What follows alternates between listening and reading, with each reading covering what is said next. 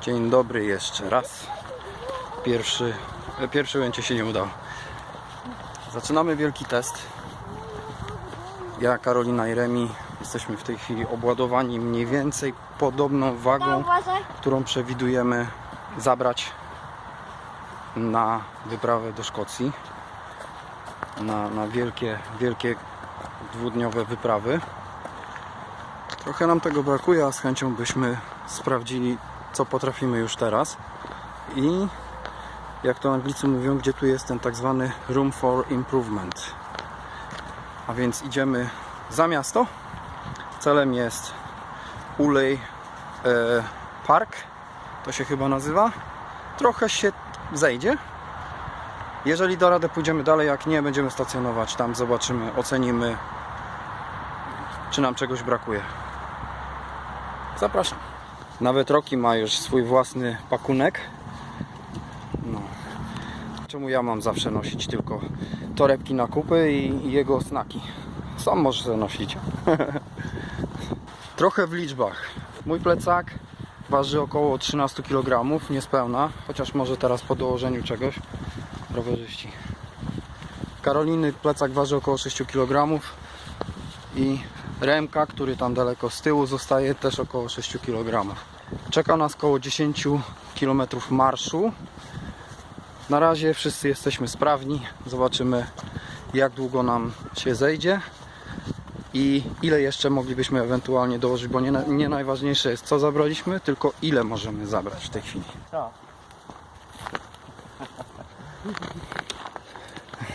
Przechodzimy w tej chwili przez dzielnicę Waverley. Już jest na kodzie pocztowym Rotherhamu. Mają bardzo ładne, nowoczesne domy.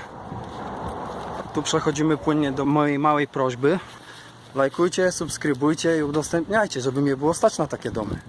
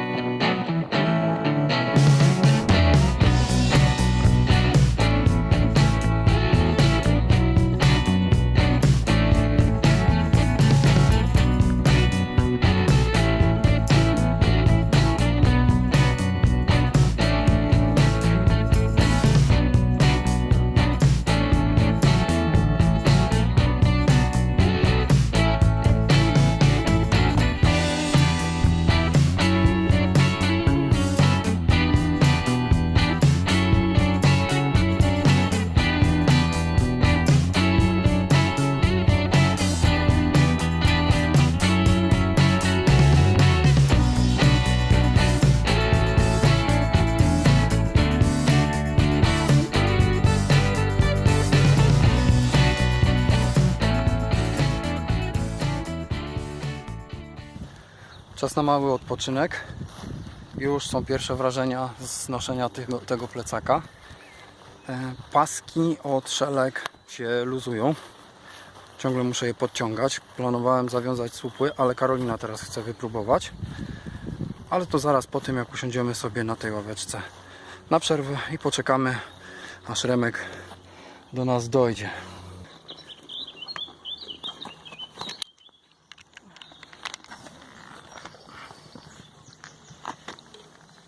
Tak, Remek idzie do Ciebie, pij. Warto może wspomnieć, jest tutaj też coś w rodzaju rezerwatu ornitologicznego. Później uzupełnię informacje na temat, jak się to nazywa i jakie gatunki może tu są. Tymczasem właśnie też natknęliśmy się na członków jakiegoś klubu, którzy właśnie chodzą z lornetkami i obserwują miejscowe gatunki. Fajna sprawa. Słuszna taka.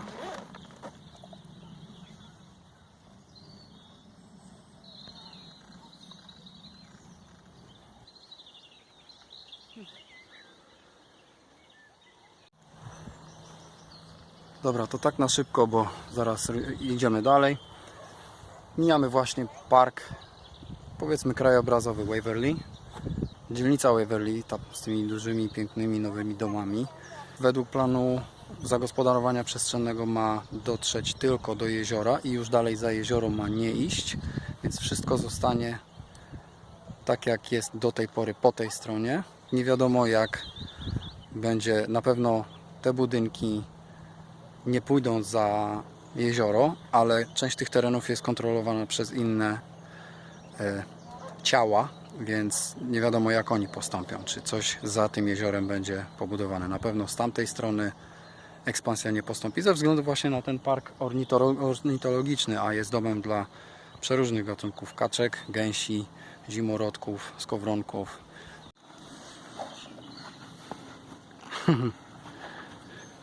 Teraz Karolina przymierza.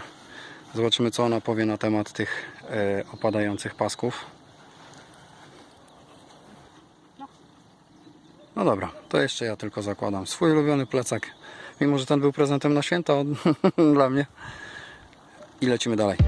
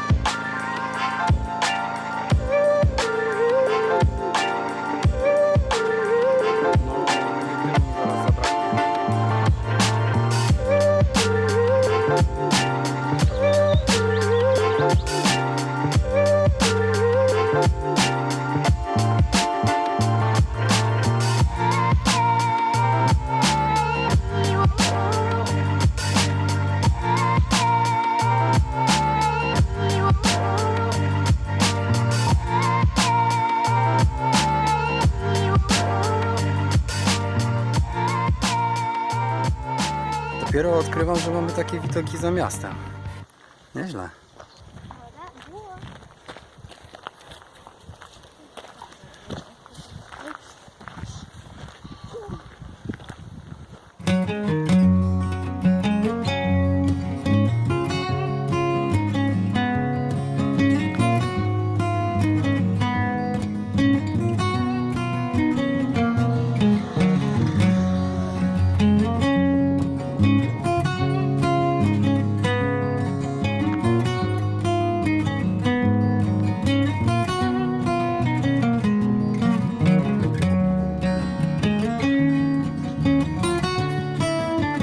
I już powoli widać to jeziorko.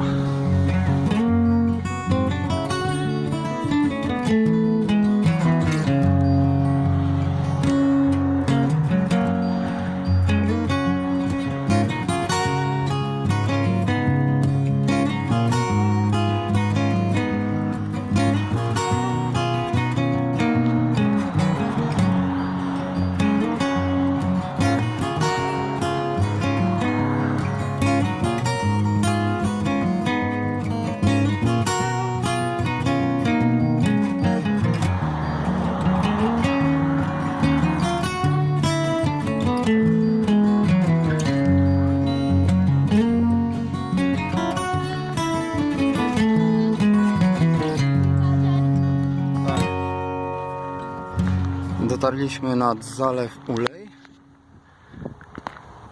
Nie wiem jak mnie będzie słychać. Sprawdzę najpierw dźwięk.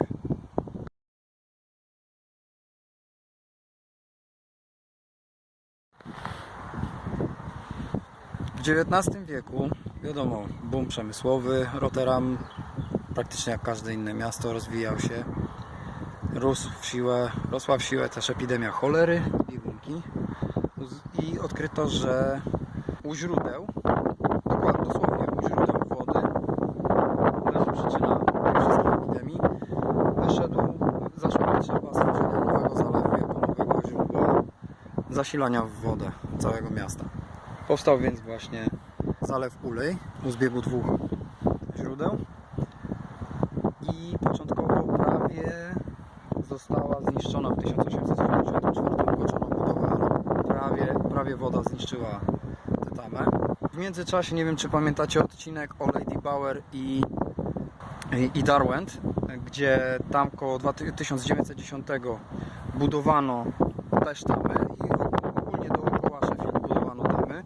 Powstało ich na tyle dużo, że wystarczyło nawet w zaopatrywanie wody dla Rotteramu, więc Zalew Ulej stracił trochę na taktycznym znaczeniu. W 1915 odłożono go na bok, już nie pełnił żadnej funkcji i wznowiono jego działalność na początku wybuchu II wojny światowej. Tak, wiadomo, większe zapotrzebowania na przemysłowe sprawy. Po 1945 znowu go zamknięto, w 1969 dodano ostatnie wzmocnienia i uznano, że w sumie można by było ten zalew przeznaczyć pod teren rekreacyjny. Country club czy coś takiego. Także jest coś takiego tutaj.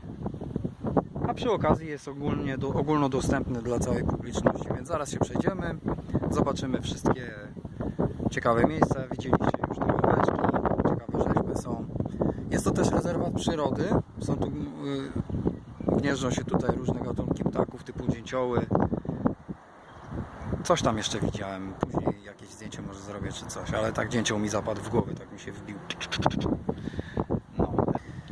Zapraszam do oglądania, dotarliśmy po dłuższym czasie. Domyślam się, że tu kiedyś były punkty widokowe.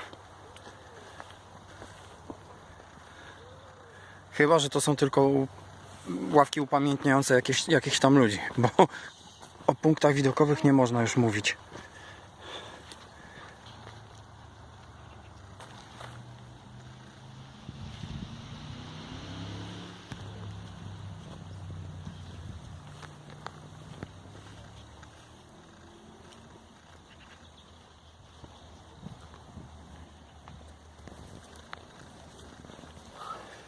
Dobra, dotrzemy jeszcze tylko do drugiej tamy i wracamy do domu tą samą drogą. Sprawdzaliśmy, czy są jeszcze jakieś krótsze warianty. Nie ma. Droga i tak nam zajmie 2 godziny i tak.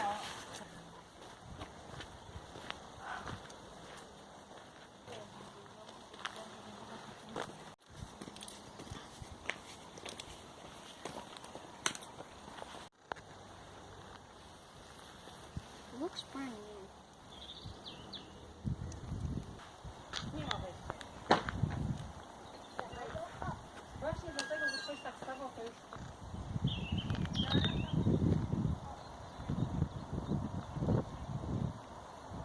Zdaje się, że tu jest całkiem atrakcyjnie jeszcze. No teraz już do końca nie sprawdzimy niczego, bo no już jesteśmy trochę zmęczeni, trzeba wracać. Ale wydaje mi się, że fajnie by było tutaj wrócić, nawet samochodem, tak na świeżo i próbować obejść cały ten teren, bo jest dosyć fajnie. To naprawdę malowniczo to wszystko wygląda. I to jest 2 godziny piechotką od naszego domu. No.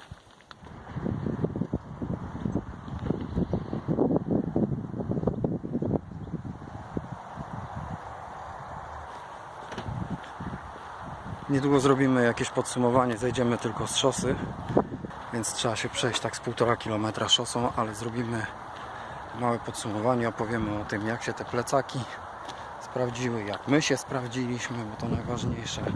Tak naprawdę to mogłoby być na drucie kolczastym, tylko to kwestia naszej wytrzymałości.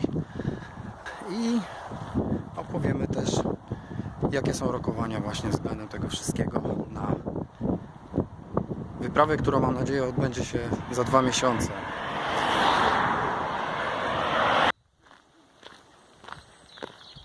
Dobra, to chyba pora już na jakieś podsumowanie. Już jesteśmy prawie przy domu.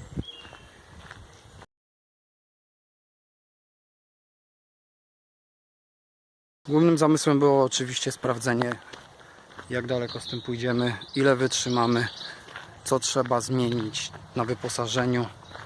Wiadomo było, że rozbolą nas plecy i ramiona. Kwestia była tylko tego, kiedy i jak bardzo nas rozbolą i jak długo się ten ból będzie utrzymywał, czy będziemy w stanie się jakoś przyzwyczaić, czy nie. Nogi przede wszystkim. Mnie trochę stopy rozbolały, co się zaskoczyłem, ale no co, ramiona mnie jakoś tam bolą, jakoś ten ból znoszę. Plecy aż tak bardzo nie. Jakimś cudem, mimo że to jest jakiś taki, no okej, trochę on kosztował, no to jest jakiś no name. więc nie wiem nic o ergonomii tego plecaka. Tym niemniej jednak trzymam moje plecy prosto. Dół pleców mnie wcale nie boli. Góra tylko troszkę, najbardziej kaptury i ramiona. Ale ogólnie się spisuje. Tylko Karolina mówi, że jest bardziej chętna go nosić. Chyba że kupi swój jakiś jeszcze. No ale to wtedy znowu będziemy musieli testować. Za chwilę dowiemy się więcej od Karoliny i od Remka na temat ich odczuć tego setu, który oni mają. Remek w tej chwili zdesperowany. Kładzie go sobie na przód. Mówi, że go strasznie boli. Nie wytrzymuje. No ale to jest dziecko. Tak, uwielbiam to tłumaczenie. No. Ten się niczym nie przejmuje, jest tylko po prostu głodny. Dobra mamusia, co powiesz o swoim zestawie? Że ten plecak dla mnie jest niewygodny i to samo było w Cafe Pike. Wideo będzie w linku. Ale tak poza tym to jak widzisz idę, tak? Co boli? Co boli? Ramiona, plecy? Mówiłaś, Ramiona mnie że bolą, no. dół pleców? Nie, ramiona mnie bolą. W tej chwili no. To, że mam źle ułożone i mam namiot na tą jedną stronę się przechyla, to po prostu odczuwam odcinek lędźwiowy, ale tak wywołany, że układam w plecaku. Okej. Czyli tutaj łagodnie przechodzimy do tematu ułożenia rzeczy w plecaku. Ja mam w tej chwili ten 5-kilowy namiot. Zaraz obok jest materac do tego namiotu. Na górze, to znaczy obok jeszcze tego mam ten 15-metrowy sznur dla Rockiego na podkotwiczenie. Z tyłu, jeśli widzieliście, masa tych kijków i właśnie kotwica dla Rockiego.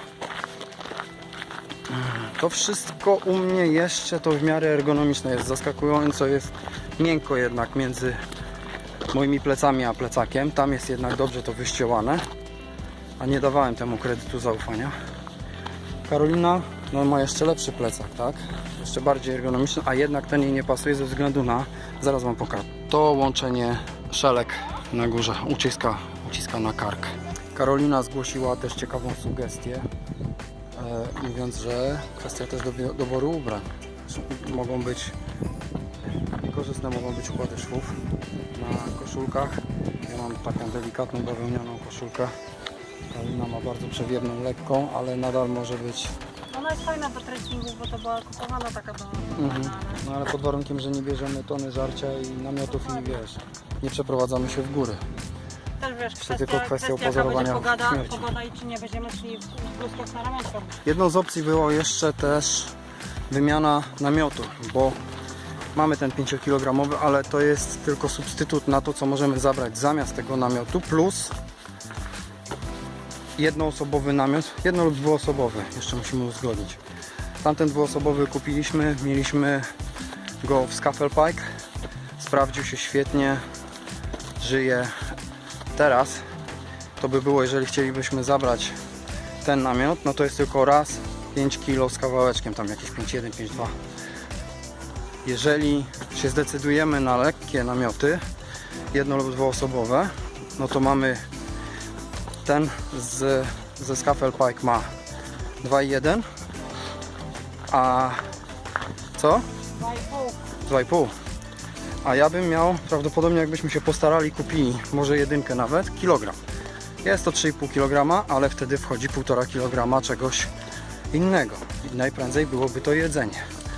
I zabierałoby też mniej miejsca w plecakach, bo w tej chwili ten namiot, który ja mam, wypełnia cały plecak i ledwo się mieści materac i ten sznur obok w tym plecaku. Więc skłaniamy się ku myśli, że można byłoby jednak spać w dwóch namiotach, mniejszych i lżejszych w ogólnym rozrachunku, bo ten jest typowym namiotem takim na pole kempingowe, rozstawiać się obok samochodu, a nie taszczyć go tak jak robiliśmy to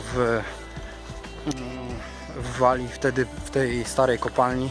15 minut chodzenia, a ja po prostu wyzionąłem ducha. Tylko mamy jeden problem, bo budżet się już kończy. Nie wiem, czy uda nam się to w 2 miesiące wszystko ogarnąć, zanim wyjedziemy do Szkocji i sprawdzimy się ostatecznie próbując dotrzeć do Loch Kursk. Jeszcze też chciałbym na szybko dodać, że to był też test tego, jak bardzo będziemy sobie radzić bez jedzenia i picia, jak daleko i jak długo będziemy mogli iść, obywając się tylko przekąskami. Czy to by było tak, czy byśmy tylko rano coś obfitego zjedli, a potem tylko przekąski po drodze i dopiero porządny posiłek znowu już na miejscu? Czy musielibyśmy gdzieś w połowie dnia rzeczywiście się zatrzymać, w połowie marszu, zjeść porządnie i dopiero kontynuować, a potem wieczorem może coś lżejszego? Nie wiadomo wtedy, ile byłoby można było zabrać, teraz próbujemy to wypracować. Na razie to przypuszczaliśmy, że tylko na 2 paczkach ciastek się obędziemy, ale no popełniliśmy ten błąd, że to jednak było 3 godziny w jedną stronę z małymi przeszkodami.